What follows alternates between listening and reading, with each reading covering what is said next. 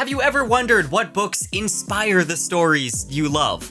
What novels do your favorite authors curl up with after a long day of writing? To be a good writer, you need to be a good reader as well, which means all of our favorite authors have their own favorite books and their own stories that helped influence their writing. So in today's video, we're diving deep into the literary worlds that inspired some of the greatest minds in fantasy fiction. So whether you're looking to expand your own reading list or you're just curious about the stories that helped craft the characters and worlds that you love, you're not gonna wanna miss this video. Today we're diving into your favorite author's favorite books. And in this one, we're gonna be covering J.R.R. Tolkien, Ursula K Le Guin, N.K. Jemisin, Robert Jordan, Robin Hobb, and J.K. Rowling. Now, this is actually episode 2. In the last episode, we covered authors like George R.R. Martin, Stephen King, Joe Abercrombie, Brandon Sanderson, Neil Gaiman, a couple others. So make sure to watch that video if you're interested, and as always, you can comment down below which authors you'd like to see covered in the next episode. But before getting into it, the channel has been blessed with a sponsor. This video is sponsored by Into the AM, and the wait is finally over. Into the AM's most loved products are back in stock. You don't need to wait any longer. You can finally check out some of their best-selling graphic tees, vintage tees, and their Relax button-ups. I really love the Relax button-ups. Seriously, they're so comfortable. They're made out of this like stretchy material that I really like. Now, I cannot express how satisfying it is to find a clothing brand that matches your style while providing that comfort and quality that you want. And Into the AM is my favorite clothing brand for that very reason. I love their style and their comfort. Founded in 2012, Into the AM is a California-based team of artists and creators developing premium apparel that elevates self-expression and provides unparalleled comfort for wherever your passions take you. They use the highest quality fabrics and eco-friendly inks, and they offer lightning-fast shipping as well as hassle-free returns and a 30-day money-back guarantee. So if I were you, I would make sure to check out the designs while they're back in stock. Go to intotheam.com/capturedinwords and use the coupon code capturedinwords at checkout to get 10% off. Huge thank you to Into the AM for sponsoring the video. The man credited to forming the backbone of what modern fantasy now is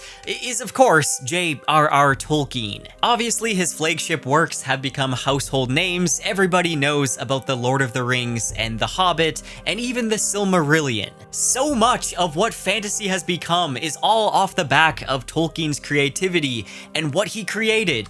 And so it's kind of a wonder to think what inspired Tolkien. Well, believe it or not, he didn't create fantasy. There was fantasy works pre-Tolkien. Now, Tolkien has talked about the books that inspired him, and he often cites Beowulf as being one of his favorite works ever. In fact, Tolkien loved the story so much he actually released a book lecture regarding it called Beowulf: The Monsters and the Critics. And Tolkien even released his own translation of Beowulf with commentary, and this is a really good, faithful translation of Beowulf, which means it's not the easiest to read because Tolkien wanted to preserve the original meanings and rhythm of the story, and he keeps in as much of the original poetic elements as possible, and he uses a lot of lesser-known archaic words, so it can be a little difficult to read, but not as difficult as like the original obviously, the original copy of Beowulf. Beowulf is an incredible story. It's one of the oldest stories around, and it's still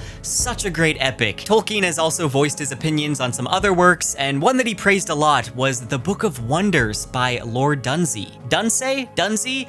I forgot to check the pronunciation for that. The book contains a collection of short stories written by Dunsey himself, set in fantastical worlds filled with magic and mythical creatures. Now, Tolkien's modern reading by Holly Ordway goes very in-depth on 300 or so post-1850 books that Tolkien read, and some books that made an impression on him when he was young are John Inglesant by Joseph Henry Shorthouse, The House of the Wolflings, as well as several other books by William Morris, and The Princess and the Goblin by George MacDonald. Now, there's another book called Tolkien's Library, an annotated checklist, which has a huge list of many books that Tolkien read, as well as comments made on those books. So go pick up that book if you're looking for even more recommendations by J.R.R. Tolkien. It's honestly amazing to see how fantasy has evolved over time, and to think that maybe Tolkien wouldn't have had the inspiration to write such a classic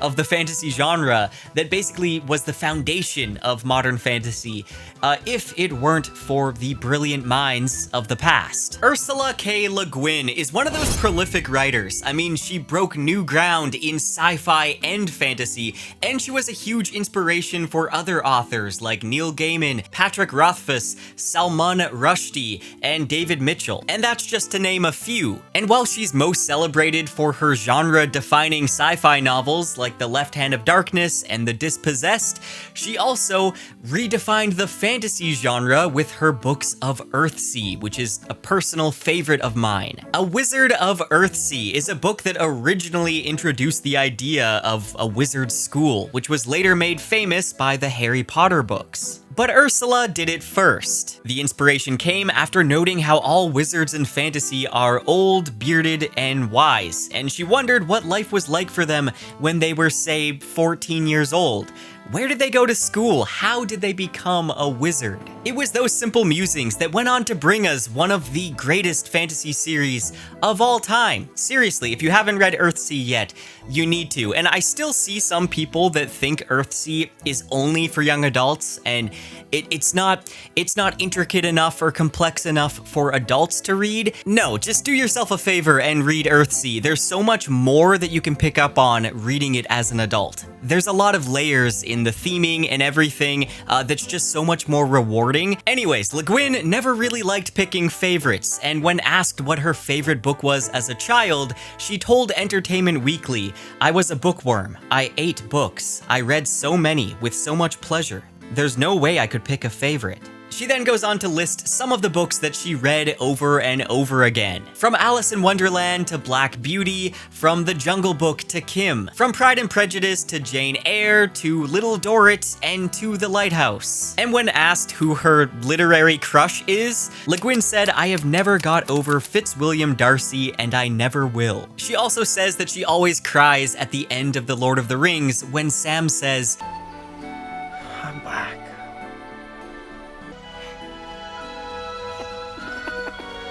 Which honestly, I can relate to. Sam is like friendship goals. He is a true king. She was also asked if there's a book that changed her life, and she said, maybe the question should be, is there a book that didn't change your life? Reading a book is an experience, and every experience changes your life, a little bit or a lot. Now, something interesting I found out about Le Guin that I never knew about before is that her and science fiction writer Philip K. Dick went to the same high school together, but they didn't know each other. Then later, Ursula K. Le Guin described her book The Lathe of Heaven as an homage to Philip K. Dick. Now, Le Guin also considered J.R.R. Tolkien and Leo Tolstoy to be stylistic influences on her writing. She also says she prefers reading authors like Virginia Woolf and Jorge Luis Borges to more well-known science fiction authors like Robert Heinlein, whose writing she describes as being of the white man conquers the universe tradition. Other authors Le Guin describes as influential to her include Victor Hugo, William Wordsworth, Charles Dickens, and Boris Pasternak. And Dr. Zhivago held a special place in her heart not only for its literary qualities, but also because she saw Pasternak as a literary hero for his quiet and profound resistance to tyranny. Now, while Le Guin doesn't like to pick favorites, she has mentioned that she considers Titus Grown by Mervyn Peake to be one of the best fantasy novels of all time. Now, Titus Grown, published in 1946, is book one in the Gormenghast series by Mervyn Peake, and this is honestly one of the weirdest stories I've read, but it's also been very influential for me and my own writing as well.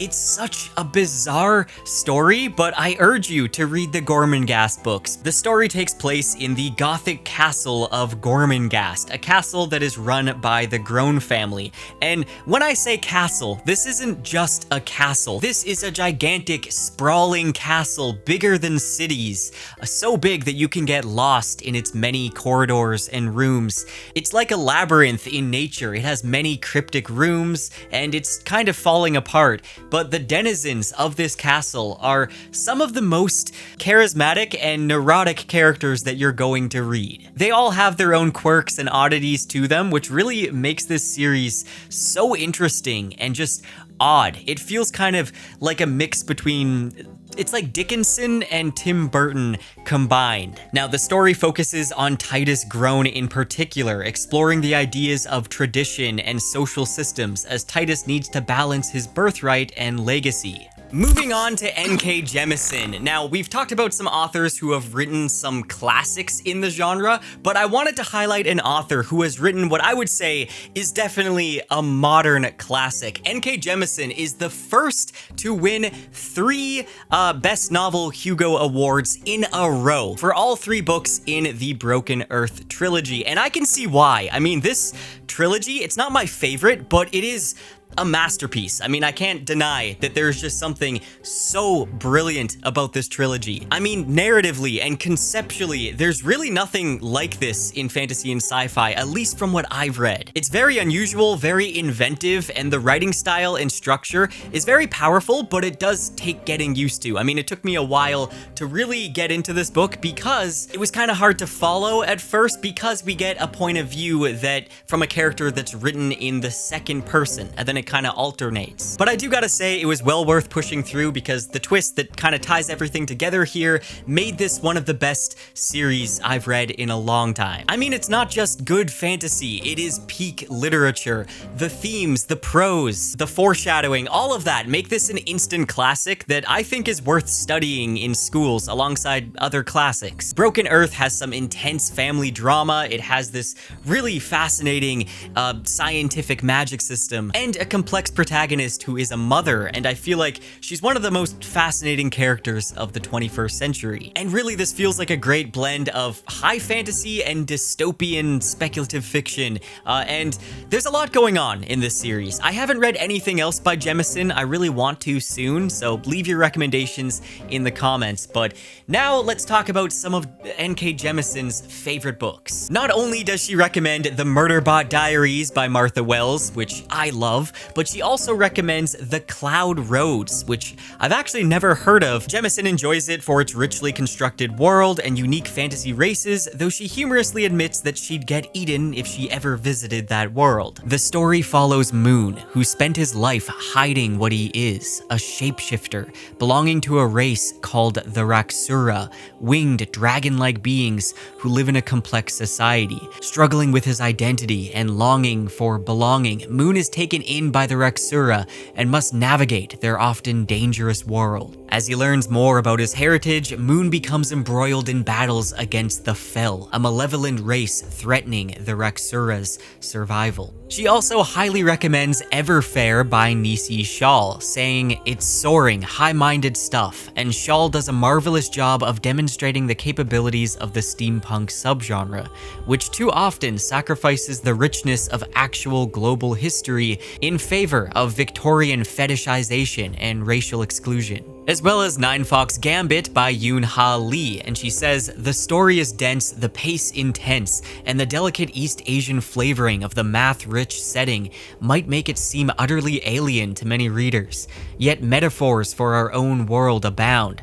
Readers willing to invest in a steep learning curve will be rewarded with a tight-woven, complicated, but not convoluted, breathtakingly original space opera. And The Devourers by Indra Das, a chilling, gorgeous saga that spans several centuries and many lands. Readers will savor every bite. Jemisin has a deep admiration for Octavia Butler, and specifically, she's praised the graphic novel adaptation of Kindred. She also recommends The Unreal and the Real Tale and The Found and the Lost by Ursula K Le Guin. These are collections of stories and novellas, and she recommends everybody get a copy and read it. So now I really want to pick these up because I love Le Guin and I want to read more by her. And if Jemisin's going to recommend it, I need to check it out. Now, Jemisin has also said that a book that kept her up way too late was Tail Chaser's Song by Tad William. I don't see many people talking about this. This was Tad Williams' very first published novel, and it's one I actually just picked up recently as I was doing the research for this video, but I have heard of it before, so I'm really excited to give this a read soon because I love Memory, Sorrow, and Thorn by Tad William. Tad William is just a master of prose, so I'm looking forward to reading this. Next, we have Robert Jordan, the legendary author behind The Wheel of Time. Now, not only was Jordan a master of epic fantasy, but he was also an avid reader with a wide-ranging literary appetite. In my opinion, Robert Jordan is that one author that I kind of compare with Tolkien. I feel like he's written something legendary. He is a little bit long-winded here and there. The Wheel of Time could have used a bit more editing, but it's still a masterpiece in my eyes. I feel like I can compare him to Tolkien in some ways. At the same time though, his work is so different. I feel like it started off very similar to the Fellowship of the Ring, but then it broke away and became its own thing, and it's truly one of the greatest fantasy series of all time. So the question is, what is Robert Jordan's favorite books? When RJ was asked about his favorite books by a representative from Barnes & Noble, he replied, "I can't give favorite books, but I can give my favorite authors. John D. MacDonald, Jane Austen, Robert Heinlein, Louis L'Amour, Charles Dickens, and Mark Twain." Now, I have never read anything by Louis L'Amour, but I've started reading Lonesome Dove and I'm really enjoying it, so I'm kind of interested in trying some more Westerns. So if you have a recommendation by Louis L'Amour, let me know what book I should read. Now, I've also gathered a bunch of RJ's replies during various interviews and whatnot, so let's go through some of these. So somebody asked the question, any suggestions for authors/books to keep us busy while we wait for book 8? Robert Jordan replied, yes, Terry Pratchett, Ray Feist, C.S. Friedman, Barry Hughart, Robert Holdstock, Guy Gabriel Kay, and of course, there's George R.R. Martin's new book. He also says you need to go back and read anything by John M. Ford that you can get your hands on. I've never heard of John M. Ford, but it looks like he's written a lot of books. The Dragon Waiting seems to be the one he's most well known for. Let me know if you have any recommendations by John M. Ford, because seeing Robert Jordan give such a big recommendation, now I definitely want to read this author. Now, Robert Jordan has also recommended Tad Williams, the author of Memory, Sorrow, and Thorn, one of my favorite series, and over several different interviews that I looked at with Robert Jordan, he recommends these same authors, especially he recommends Raymond Feist over and over again, who of course is the author of the Rift War Saga, which is a classic. And he also recommends Janny Wirtz a lot. I need to get to her books as well. And C.S. Friedman is a name he repeats over and over again. Now, I have read the Black Sun Rising trilogy by C.S. Friedman, and these books are so good. The first one is called Black Sun Rising.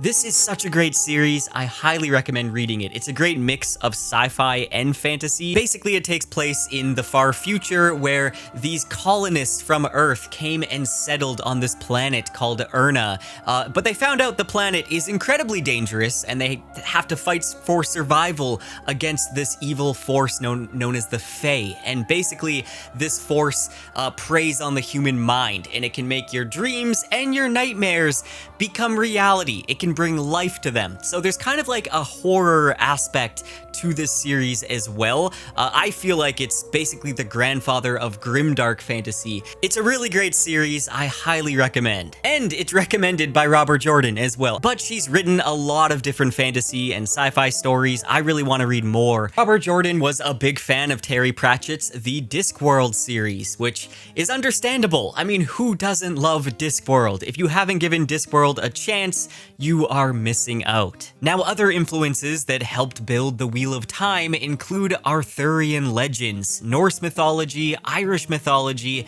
as well as real-life history. And in addition, Jordan also drew influences from Eastern mythology, which is something that was very rare for a Western fantasy series to do at the time. I mean, the concept of a Wheel of Time was drawn directly from Hinduism, and his series was also influenced by the concepts of reincarnation and balance, with the symbol of the Aes Sedai resembling the yin and yang. And Jordan's Wheel of Time also drew inspiration from Leo Tolstoy's War and Peace. And now we need to talk about Robin Hobb. Now, Robin Hobb is most known for her Realm of the Elderlings books, and her collective works is just very vast. I mean, the Realm of the Elderlings is basically a whole bunch of different series all connected in the same world. And what I love about Robin Hobb is how not only does she have this incredible world that builds up over time and we get to see different areas of the world and there's so much depth and complexity to it,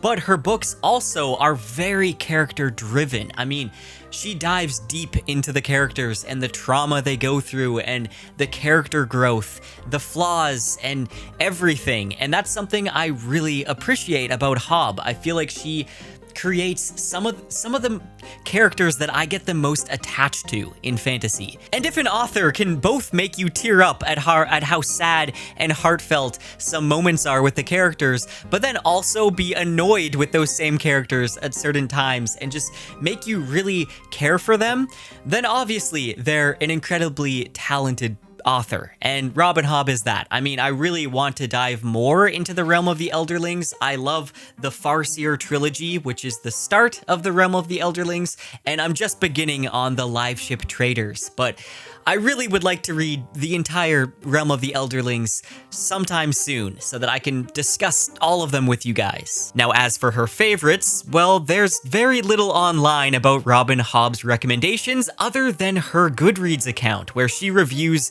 a lot of books that she reads. However, she only gives books 5 stars, and if she can't give it 5 stars, then she doesn't review it. Now, she also has a shelf titled Influences, and here we see titles like A Study in Scarlet, or The Moon is a Harsh Mistress by Robert Heinlein. This is a classic sci-fi about a moon colony leading a rebellion against Earth's oppressive government in order to gain lunar independence. And of course, it has an AI in there that's gaining sentience. Another is Leaf by Niggle, a short story by J.R.R. Tolkien. Now, this is about a painter with a great masterpiece in mind, a beautiful, sprawling tree. However, he's constantly distracted by everyday obligations and helping his neighbors and whatnot, which prevents him from finishing his work. Now, this story serves as an allegory about the creative process, the tension between duty and desire, and the journey of the soul. And this reflects Tolkien's thoughts on art, life, and the afterlife. Another inspiration is the Dying Earth books by Jack Vance, which I actually started reading after filming the last episode, where George R.R. Martin cited Dying Earth as an inspiration, and it's now become an instant favorite of mine as well. There is so much bizarre creativity going on in Dying Earth. Now, again, Hobb gives some very detailed written reviews on Goodreads, and so I'll go over a few that stood out to me. Her praise for The Bone Ships by R.J. Barker has made me really want to read this series. It seems like such a fantastical nautical adventure where ships are made from the bones of these ancient sea dragons, and Hobb especially points out the consistency of the world building and the complex crew that all have believable flaws as highlights. Robin Hobb also speaks very positively about all of Joe Abercrombie's First Law books, which actually made it to the very top of my top 10 fantasy series this year. She also praises John Gwyn's Faithful and the Fallen, Le Guin's Earthsea, Mark Lawrence's The Book That Wouldn't Burn, Rothfuss's The King Killer Chronicle, Beagle's The Last Unicorn, and plenty of others. I also really enjoyed her review of The Green Rider by Kristen Britton. She tells a story about how she lent the book to her daughter, who then brought it to a camp with her, and she loved it so so much that she passed it around to her friends at school, which finally urged Hobb herself to pick it up and give it a read. And she said it is an excellent book with a strong and compelling heroine. Now again, Robin Hobb has reviewed a lot of books, so go follow her on Goodreads. And then we have J.K. Rowling. Harry Potter is one, if not the most well-known middle grade stories that have ever existed. I mean, these books changed the world of literature, and it was the biggest movement we've seen in children's publishing. And while Rowling definitely isn't everyone's favorite author, her series still has such a big impact and means so much to so many. There is a huge, wide appeal to the Harry Potter books. And Harry Potter taught me a lot about the realities of life when I was young, many of which I've carried with me throughout the years. And returning to Hogwarts always feels like returning home. There is something so cozy about the setting and the story here that's honestly kind of hard to define, but it's like an ultimate comfort read. But basically, the books combine the intricate plotting of a mystery with the sweep and scope of epic fantasy and the intimacy and character development of a classic boarding school narrative. I mean, these books helped me through some dark times. I feel like they also just kind of helped me grow up, and they're still so comforting. My family banned the Harry Potter books in the house. I had to hide them under my bed because that's how much they meant to me. I still read them in secret because I loved them a lot, and it's a series that means a lot to many people. And like every author on this list, J.K. Rowling has a wide range of inspirations and favorite authors that she's shared. Now, she once said in an interview that she took direct inspiration from the young King Arthur from T.H. White's The Sword in the Stone. And I assume this led to the inspiration of the wand choosing the wizard, just like how the sword chooses its wielder. Now, Roald Dahl was a huge inspiration for J.K. Rowling. She specifically mentions Matilda as being a huge inspiration, and also the Dursleys are very Dahl-esque adult villains that are the antagonist of the child protagonist, and Snape is a very Dahl-esque character as well, though kind of with a twist. And some of the negative aspects of Hogwarts are common to Dahl's own experience of boarding school life. Now, her favorites range from Homer's Iliad to Ballet Shoes by Noelle Streatfeild. However, Rowling has been very vocal about her love for Jane Austen, and among all of Austen's works, Rowling cites Emma to have been her favorite. According to Rowling, she's read it over 20 times. In 2007, Rowling told Bloomsbury that the Pardoner's Tale of Geoffrey Chaucer's Canterbury Tales was an inspiration for the folktale The Tale of the Three Brothers, which was told in Harry Potter and the Deathly Hallows. Now, Rowling also cited William Shakespeare's Macbeth as an influence in an interview with The Leaky Cauldron and MuggleNet. When asked what if Voldemort never heard the prophecy, she said, "It's the Macbeth idea. I absolutely adore Macbeth. It is possibly my favorite Shakespeare play, and that's the question, isn't it? If Macbeth hadn't met the witches, would he have killed Duncan? Would any of it have happened? Is it fated, or did he make it happen? I believe he made it happen." Now, Rowling has also said she was a fan of C.S. Lewis as a child and cites the influence of the Chronicles of Narnia. She says, "I found myself thinking about the wardrobe route to Narnia when Harry is told he has to hurl himself at a barrier in King's Cross Station. It dissolves and he's on platform 9 3/4, and there's the train for Hogwarts." Now, Rowling has also said that the very first book to inspire her was The Wind in the Willows by Kenneth Grahame, and that it was read to her when she had measles at the age of 4. Now, this is one of my favorite childhood books as well. I love The Wind in the Willows. And there we have your favorite authors, favorite books, episode 2. Make sure to tell me down below if you enjoyed this video and what authors you want to see me cover in the next episode. And as always, if you're looking to support the channel, the best way to do that is to join my Patreon or become a channel member. Really, the reason I've been able to post more videos more often is because of the support over on Patreon. So huge thank you to all my patrons. You guys are amazing. I want to give a special shout out to some of my most recent patrons, including Nick Moore, Pedro, Larissa Kruger, and Cody Hawkins. Thank you guys so much for joining the Patreon. Your support means a lot.